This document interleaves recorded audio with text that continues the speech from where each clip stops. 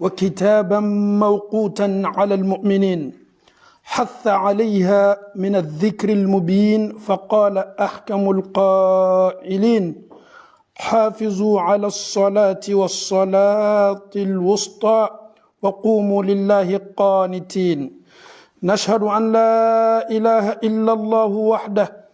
وحده لا شريك له، ونشهد أن نبينا محمدا عبد الله ورسوله الناصح الصادق الأمين، آخر وصاياه الصلاة وما ملكت أيمانكم، حتى جعل يغرغرها في صدرها وما يفيض بها لسانه. اللهم صل وسلم على محمد الأمين وعلى آله وأصحابه والتابعين لهم ومن تبعهم بإحسان وإيمان إلى يوم الدين. أما بعد، فيا أيها المسلمون اتقوا الله كل وقت وحين، فتقواه أفضل مكتسب وطاعته أحلى نسب. تخيلوا لو أن موضوعا طرح في مجلس مليئا بالرجال، فذكر لهم رجل يقضي الليل في صلاة وقرآن وابتهال، ثم إذا أصبح سرق المتاع والأنعام والمال، في قصة واقعية وليست ضربت من الخيال، فما الذي سيخطر بالبال وماذا عسى أن يقال؟ فتعالوا لنسمع راوية الإسلام وحافظ الأنام أبا هريرة رضي الله عنه وهو يروي لنا هذا السؤال العجيب الذي طرح على رسول الله صلى الله عليه وسلم في مجلس من مجالس الشرف والعلم، وكلمات من إمام العقل والحلم، حتى يحيط الصحابة رضي الله عنهم بالمعلم الرحيم، فطرح عليه الأسئلة والاستفسارات فيجيبهم بإجابات الوحي الشافية. يقول أبو هريرة رضي الله عنه: جاء رجل إلى النبي صلى الله عليه وسلم فقال: إن فلانا يصلي بالليل فإذا أصبح سرق. سبحان الله، موقف تشمعر منه الآذان وتقشعر منه الأبدان. هذا ولو كان الصلاة في المسجد مع المسلمين لقلنا أنه منافق من المنافقين. وأما الصلاة الليل تحت أستار الظلام لا يسمعه ولا يراه إلا الملك العلام، فماذا عسى أن يقال في هذا الرجل الغريب الأتوار؟ هل يسمى بعابد الليل أو سارق النهار؟ ولكن اسمعوا إلى رأي النبي صلى الله عليه وسلم. قال عليه السلام: سينهاه ما تقول، أي ستنهاه صلاته عن السرقة. الحمد لله رب العالمين، والصلاة والسلام على رسول الله الأمين محمد صلى الله عليه وسلم. نشهد جميعا في هذه البقعة الميمونة أنه أدى الأمانة ونصح الأمة وجاهد في الله حتى أتاه اليقين. الحمد لله. أمي الله تعالى فوكا كن مدو، أمي الله تعالى تانو منسامو نتانو لكاكا واتي كلين لنبلا mansamu n'i y'a fɔ k'a tando k'a koɲuman ale Alahu Taala bɛ hɛrɛ caman k'i ye. Ala yɛrɛ ko kuranɛ kɔnɔ ko maa minnu b'ale Ala koɲuman olu ka dɔgɔ, u man ca. Ala man kɛla maa cɛman minnu bɛ Alahu Taala koɲuman. An b'a ɲini Alahu Taala fɛ, ale ta le y'a ka kisi ye, a ta le y'a ka nɛɛma ye, a y'a ka kisi a n'a ka nɛɛma ni barika a y'o sulu a ka danfɛnw ka mandi kan Alakira Muhammadin sallallahu alaihi wa sallam. Alahu Taala ye cɛ mun fisaya n'a ka danfɛn bɛɛ ye k'a bila jogo bɛɛ la ka fɔ ni sanfɛ. Alahu Taala m'a dan k'a fɔ k'a bɛ n'a la maa ma, a y'a fisaya ni danfɛn bɛɛ ye. Ala m'a ɲɔgɔn dan, a tɛ n'a ɲɔgɔnna danna, a ka fisa ni ciden ni nabi ɲuman bɛɛ ye. Ala yɛrɛ fana y'a ci ka taa manto minnu ma, Ala ye fisamantiya di a mantow ma, a ma fisamantiya mun ɲɔgɔnna di manto tɔw ma. An bɛ Alahu Taala fo, masa mun ye anw yɛrɛ kɛ nin ciden ka manto ye, an faw ni an baw. Bi ni Alahu Taala sɔnna an bɛna ɲɔgɔn hakili lajigi. An yɛrɛ bɛ musiri kɔnɔ yan kun min kosɔn min ye seli as-sala. Ciden lanimɛ a ka layɔrɔ laban na sallallahu alaihi wasallam, a ma wuli layɔrɔ min na min kɛla layɔrɔ laban ni Ala y'a ka kalifa minɛ a la. ni ɲiningala kumakan jumanw de kɛla alakira kumakan laban k'a lanin to a ka saya dilan ka saya lafɛn kan a kumakan belebele dɔ ye mun ye o le as-sala as-sala as-sala as-sala.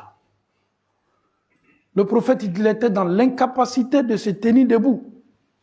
Lorsque le prophète est là, les gens sont là à côté. Alakira ka mun ɲini maaw fɛ ka lanin to nin layɔrɔ la hali ka wuli ka taa seli o bɛɛ tun ka gwɛlɛ a ma mais o bɛɛ n'a ta tun b'a ka ala bato ko seli seli seli a ka waati laban as-sala as-sala as-sala an faw ni an baw an bɛ mun faamu nin na ja anw yɛrɛ ka ɲɛnamaya yɛrɛ n'i y'a mɛn ko silamɛya a subassement a pilier ba o de ye seli ye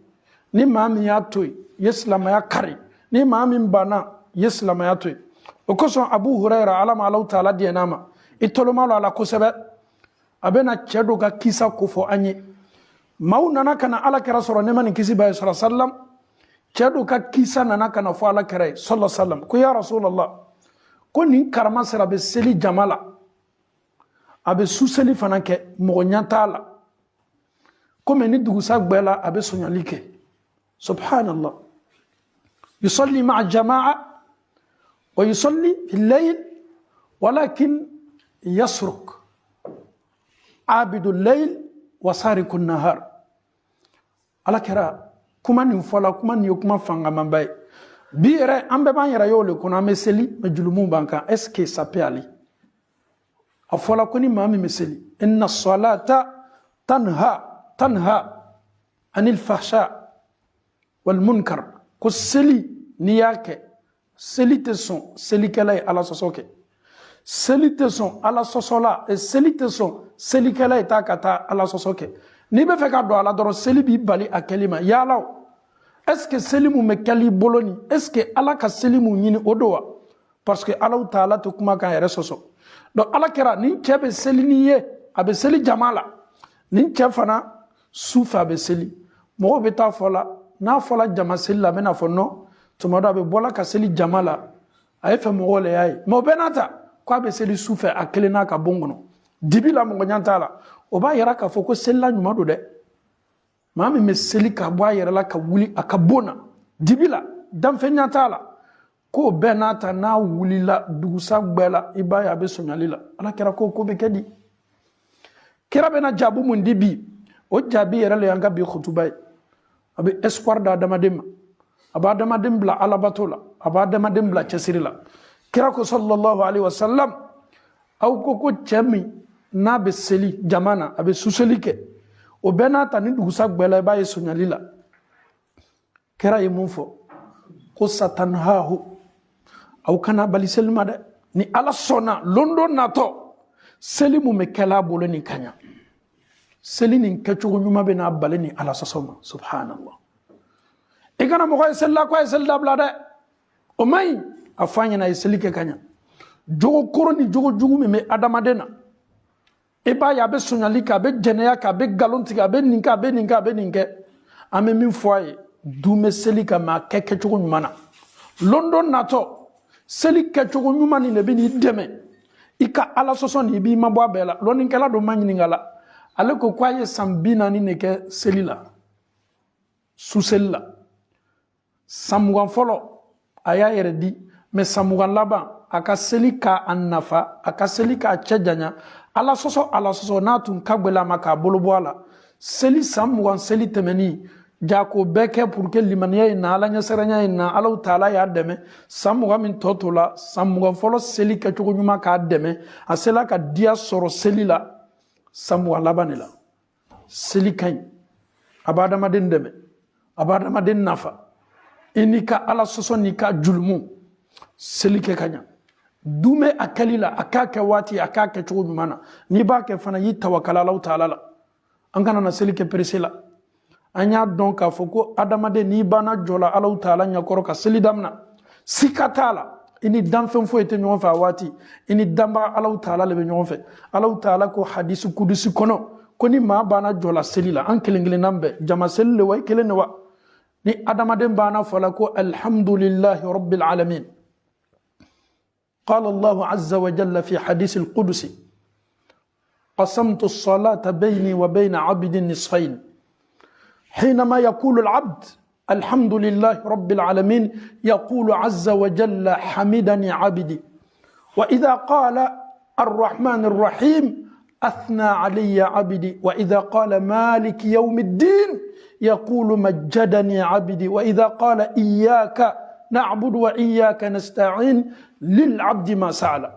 سلي سلي نابي كيبولو نفلا سلي فردا سلي كادام نايكا فجري لوفلا فولوما كاتاسي فجري سلما فو كاتاسي كسلي لابا مسوفة أسلي كلينجلي نامبيني ألو تعالى بنيوم بارو ميتادو ni jombana jola Allah Ta'ala nyakoro ni koko Allahu Akbar Rabbuna subhanahu wa ta'ala yanzur ila al-abd ikaseli ni mena laban chugodi jale Allah Ta'ala le nyamila okoso na meseli wa qumu lillahi qanitin anyi seli kasoro an kenime kanyere di alama la batu bagay seli ka yimiriya bo adama dona ni jama era nana yoro yoro ka fo kuma blanku na jama ya lon ka fo mesela ebe do bunda goro kono abe fo bunda minuma ko munafikuya ni lola ka seli bolo kan ka seli damna ni koko alhamdulillahi rabbil alamin tando be Allah Ta'ala man samin ka duniya na kono fembeda Allah Ta'ala be sindoro ki hijabi ko hamidani abidi ne Allah Ta'ala ka jon akamene ala le tanu kuma folani ko tanu be ne ala le tay duniya na kono fembe ani sangulo na kono fembe dambagado jon ne ala tanu sise niko ar-rahman ar-rahim duniya nema tigide alay la hara nema kere kere nin tigile Allah Ta'ala ala ba fo ko ne Allah Ta'ala ka jombara ne Allah Ta'ala to seniya baranka fonu seriya dia aya yara kan nasisa ko ne ala de hina mansay dia ne Allah Ta'ala le hina mansay la hara ala be sawa kadaka ya ka fonu seriya na ka bunya dama ni koko maliki yawmiddin ala ede tajuru saralo mansay ma minu ye tonyolike ele Allah Ta'ala be na tonyoli laburla ma minu ka ibnu ka hakela sege umma saya ile Allah Ta'ala tay ala ba foko majadani abidi nya jonye min fosisa kasela konne ma maliki yawmiddin ama dunya mansa ko fo ama danfen ko fo akukone Allah Ta'ala le tajuru saralo mansay ala be sinka fi madoro ko majadani abidi ne Allah Ta'ala ka jon ay mbunya ay ntoko korota ay kam masaya ko fo ni koko iyyaka na'budu wa iyyaka nasta'in ala aw mile ala de bato aw be deme nyinile ala le fe ala ba fo joma wati la ko lil abdi ma sa'ala ikum masise kibene ala de bato e fana be deme nyinine ala de fe ita nyini dan fenfe ne ala fana me la yuruta yeni seli kono ikane ala dali fe muna ne ala be abekiye seli be nafla seli lowa farda seli lowa men ka barala nye posita men anga selike nyera na misirla mesel langa sokono ibini ka selike dia yoro yoro fanfan hadon ka fokini Allah Ta'ala be kuma la sigi ne ma bana mirilawma ka foko janne ka selike lingile nambe neni ala le be kuma la te ni nyonche ne be selike ni teriya munako ma ka vitesse la muna ne be buri misiri man ko misiri munu kateri sungoro sella yala est-ce que ne miriya ba don ka foko nga seli bela jani ni dambaga de keto nyongon yela anke tokmana slamaw yi hakilla jiginina seli ye fembaye okoso sura belebele do be qur'ana kono suratu maryama ala bana wati mina maryama na denche isa ka kisa ko fola ala bena aya do ko faduguma fa khalafa min ba'dihim khalfun adaa'u as-salaa wattaba'u ash-shahawat fasawfa yalqawna ghayya Allah Ta'ala ko kum man tunyuma temenu ko fa khalafa ay bi ma'ana ma jugudo nana ma nyuma ko fe olu ye munke seli ka chugo nyuma min tume ma nyuma bolo olu munyen no la blaka sise adaa'u as-sala nunu yi makobo sella adaa'u as-sala la yubaluna bis-sala adaa'u as-sala o ye seli chien o ta ke chugo nyuma na ebe maude ye kabako ba lutigi ale ka kan ka seli ni donfani min ye donfani iba joni e ka suguna ke o ye haketo abe suguna ke ata yere senya jila abe klafana ka kursi sheni ndoni chola kata seli ta kanalo Allah Ta'ala ka nyakoro ka besel la ilaha illa Allah ayra makote k'a fɔ ko ɲɛgɛnɛ ji bɛ kɛ sababu ye ka adamaden ka bato bali minali ma alakira tɛmɛtɔ don dɔ kaburu sallallahu alaihi wasallam a ka kaburu fila ye a ko ninnu fila bɛ kan ka jangata mɔgɔw ko alakira ninnu bɛ jangatala mun na k'o tɛ jangatala ka bɛ julumunba ma dɛ julumu fitinin n'o tun t'a jate a fɔlɔ ale tun bɛ to ka n'a taala ɲɛgɛn na ɲɛgɛnɛ ji tun bɛ k'a ka fani kan a tun t'a yɛrɛ seniya ɲɛgɛnɛ ji minnu tun bɛ seri a kan o kɛla sababu ye ala kɛni bɛ k'a jangata kaburu kɔnɔ. Aujourd'hui, quand tu vois les jeunes, partout, on se met à uriner en désordre. Peut-être ça. Mais fani mi kanani, et dit jade. Wallahi, nyengene di kumuruni e kala ala tika bato fe. Iji jayere seni nyengena ta ko fe. Fani mi le ka bato fani do. Fani mi la seli be se ki soro ki toniye fambe fe. Mais ne le bani mako bola ni na parce que Allah Taala ye mansar la foni ne ibolo. I mako fo ite. Sono maamunu be tasi kasla alanye no tala dunya fanfan o ba don ko farda se loru ni kakan ko soro yoro dola o tamato ko to baroke yoro ko te gerandola ko to yan o kalo ni selwati sela na kelile kakan wati o to yere bla ko la ko mi mo bla kamana bana ni selwati sela ka fonga fani no ni me anyan janto de seliye fembade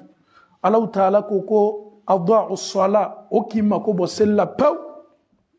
ama fako ta kala de arabu kaname adha'u sala selite kake watila adha'u sala baraw be bla selinya adha'u sala seli fana leri folo be damna fo kata se aleri laba adha'u sala o te seli fana sela leri la lanzara be damna leri laba dari folo fa leri laba o ta sela se leri la an ka seli tubabula seli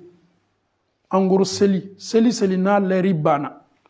seli kala ni kanime ka seli ni dulu sara Allah Taala kuma ki kolomalo ala kuma kana seli duru sara law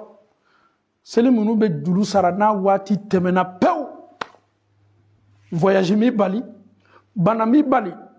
fo yere diana ko mi meta ki kabara ibi tolomalo Allah Taala la Qur'ana kono a'udhu billahi minash shaitanir rajim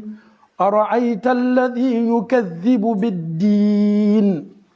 فذلك الذي يدع اليتيم ولا يحض على طعام المسكين فويل للمصلين كوكا فوسلا نوي اما فوكو كافرو ده فويل للمصلين على كبالو اكا جانغاتا جهنم كولونجا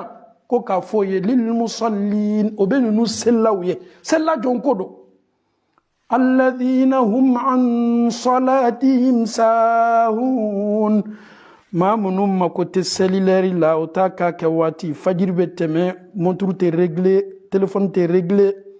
سليلاري بتمه الله ني متو فوني فجر تمنا واتي من لبه ولي كا فجر سلي على كيما بفجر من دلو سرالا على بيدو جهنم كونو ناي نما فودا فويل للمصلين على كوكو كافوي كو على كبالو جانغاتا كو بنونو سلاوي سلا جونو ابي بان فانا كو فينينا كانوغو بيبوالا الذين هم عن صلاتهم كو ما منو كابو كسلا ساهونو نينا نيمو تاواتي لا تانغا نيورو يري كابله o ye lutigi yɛrɛ ta ye e den minnu yɛrɛ fana bɛ la fo seli waati bɛ tɛmɛ denw kan lutigiw b'a kalama i fana b'a la dɛ den ye lajarabiliba ye dɛ den ye examen ba ye ka bɔ ala yɔrɔ k'a di an ma ala k'i ma kuranna kɔnɔ ya ayyuhalladhina amanu qu anfusakum wa ahlikum nara aw bɛ siran jahanama ye cogo min na cɔ aw limaniɲamaw aw y'aw ka denbayaw fana bali jahanama la doli ma Ala Taala ko الذين هم عن صلاتهم ساهون الذين هم يراءون ala bena jogo bara foka kola sellaw ta ko ira lawlo naka mo ye dora be singa kandia kasoro sella yerete ale mako be muna maw ya fo he ko chan meselle maw ya fo ha ni metande ale kaseli ala ni yoro foita la be wasoni adamado nyakorolali babi ni an yere ba yere nyininga est-ce que ni saya kala slamo ka société la est-ce que slama su sosolika kan kakam almamu he wa janto de aw kana jahanama sadam fen fo ko so almami yere ka problème ma banya na bola société la sigida la ni sosolika la susu kan almami balisella ka e ame société mina bi islamo be nyogon do ame nyogon ye fambe fe kata ye ka fo e ka saya la d'accord kuma ubila tu mesela tu tesel almami janto de n'a k'i ban Allahu Taala la, e tɛna na o responsabilité ta la kiyama Ala bɛ taa e minɛ. An ka société la, an ka jamakuru, hali anw yɛrɛ ka communauté ummatu, n'an ye sɔsɔli mɛn mɔgɔ mɔgɔ ka saya la i ka su la, wallahi an bɛ minbar kan an ti su seli. O ye layiru le ye k'a di bɛɛ ma. An tɛ silamɛya k'i lo Allahu Taala ɲɛ, n'i banna seli ma société la, e bɛ anverse yan, silamɛw bɛ ɲɔgɔn ye su ni tile, sunkarow la bɛɛ bɛ yan, selikɛnɛw la bɛɛ bɛ yen, e banna seli ma k'i kafa. Ko e ye sa, e baramɔgɔ ye na se anw ka bureau ma, karama sera tun bɛ a sa la dɛ, wallahi billahi i tɛ maseli. An bɛ se k'i madamɛ ka t'i su dɔ, mais an t'i maseli dɛ, mun na? Silamɛw le bɛ ɲɔgɔn seriya dugukolo kɔ kan. Anw bɛ waati min na, a bɛ maaw ye tubabula yan san 50 san 60 o bana seli ma, foyi tɛ ka silamɛya saboter ka silamɛya lanɔgɔ. Olu dɔw bɛ na sa, olu denw bɛ na se communauté ma, an ya communauté sigilen tɛ janfa kan, a sigilen tɛ nkalon kan, a sigilen tɛ wuya kan, n'i tɛ seli, n'i sala, ka nin message lase bɛɛ ma, sariya b'o le ɲini an fɛ. An tɛ sɔn ka maloya adamadenw ma k'an jafari Allahu Taala ɲɛkɔrɔ dɛ. Fawailun lil musallin. Allahu Taala ko ko jahanama gbalo o bɛ selilaw ye minnu tɛ seli k'a kɛ waati, o b'o yɛrɛ la ɲina. Olu su bɛ se ka seli malgré o t'a kɛla ka ɲɛ, a tɛ kɛla kɛ waati, a bɛ kɛ angoro la, olu su bɛ ma seli, mais olu ka kiti ni Allahu Taala b'o makɔrɔna kiyama lɔ. Silamɛw, an ye seli kɛ ka ɲɛ. كرا لاني مسايا الله فينك يقوم من فني سبكر فلو لسلي أقول ما تسمعون واستغفر الله لي ولكم ولسائر المسلمين من كل ذنب فاستغفروه إنه هو الغفور الرحيم.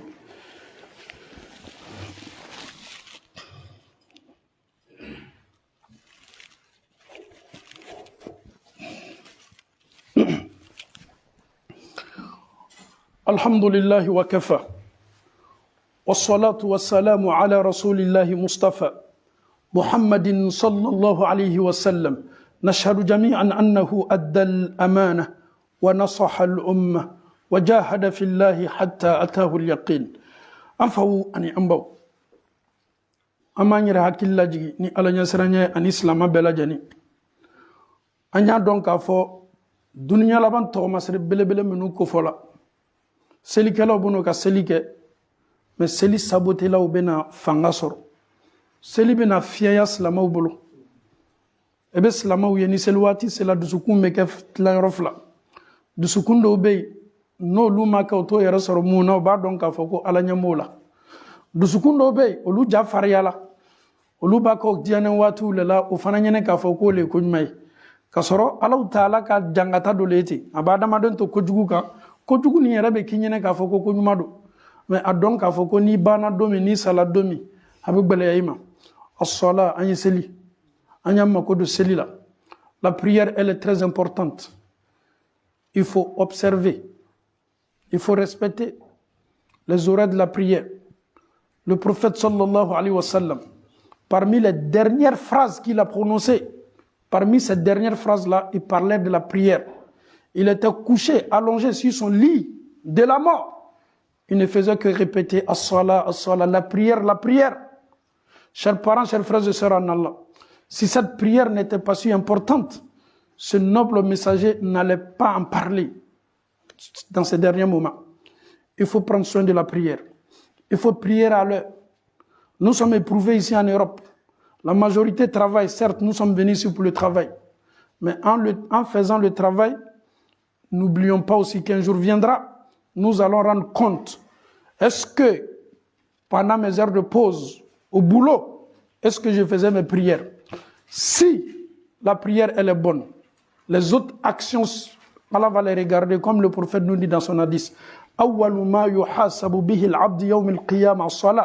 C'est la première des choses. Allah subhanahu wa ta'ala va interroger les serviteurs. Est-ce que la prière était bonne? Parmi toutes tes actions, il y a le jeûne, il y a le hajj, il y a l'aumône, il y a tout ce que tu as fait comme acte. Mais Allah, il va commencer d'abord par quoi? Par la prière. Est-ce que la prière était bonne ou pas? Et si la prière est bonne, les autres, Allah va regarder les autres. Mais si la prière n'est pas du tout bonne, et pourtant les autres actions sont bonnes,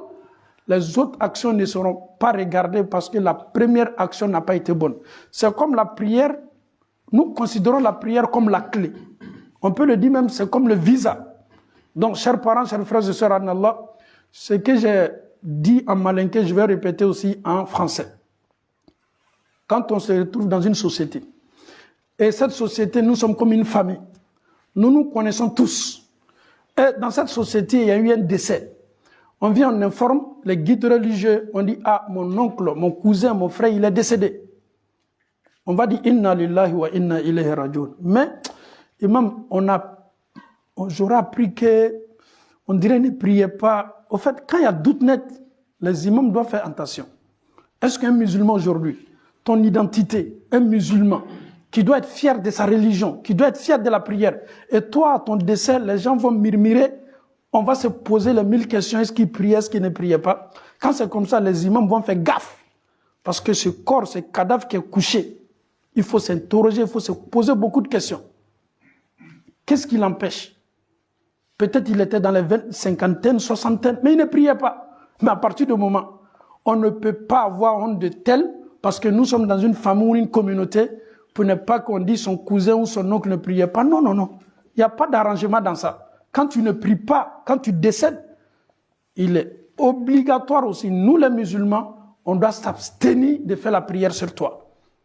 Chers parents en Allah, c'est des choses qu'on ne négocie pas. Est-ce que vous savez que l'oncle du prophète, sallallahu alayhi wa sallam, lui qui a élevé le prophète, depuis le prophète avait 8 ans, jusqu'à ce que le prophète se mariait, il était le défenseur du prophète. Lorsque cet oncle-là est décédé, le prophète a tout fait pour que son oncle Abu Talib puisse prononcer la ilaha illallah. Il a refusé. Son oncle est décédé. Le prophète était attristé. Ça n'allait pas. Allah lui révèle un verset. Muhammad, tu penses que tu peux guider la personne que tu veux? Ton oncle Abu Talib, il est décédé étant mécréant. Il ne sera même pas sauvé. Il n'y a même pas de négociation dedans. Vu que cet homme, ce grand homme, malgré les thèmes mécréants, il a donné l'affection, l'amour à Mohammed sallallahu alayhi wa sallam. Il est décédé, mais il ne sera pas pardonné. Chers parents en Allah, il y a des choses qu'on ne négocie pas. On doit faire beaucoup de prières pour nous-mêmes. Qu'Allah nous facilite la prière. Qu'Allah facilite la prière à nos enfants. Qu'Allah facilite la prière à nos progénitures. qu'Allah fasse de nous des musulmans pieux, des musulmans sincères. Allahumma arina al-haqqa haqqa warzuqna ittiba wa arina al-batila batilan warzuqna ijtinaba. Allahumma kun lana wa la takun alayna. Allahumma ansur man nasara ad-din wakhzul man khazala ad-din. اللهم إنا عبيدك بنو إمائك نواصينا بيدك ماض فينا حكمك عدل فينا قضاؤك نسألك اللهم بكل اسم هو لك سميت به نفسك أو أنزلته في كتابك أو علمته أحدا من خلقك أو استأثرت به في علم الغيب عندك أن تجعل القرآن العظيم ربيع قلوبنا ونور صدورنا وجلاء أحزاننا وذهاب همومنا وغمومنا صل سبحان ربك رب العزة عما يصفون وسلام على المرسلين والحمد لله رب العالمين.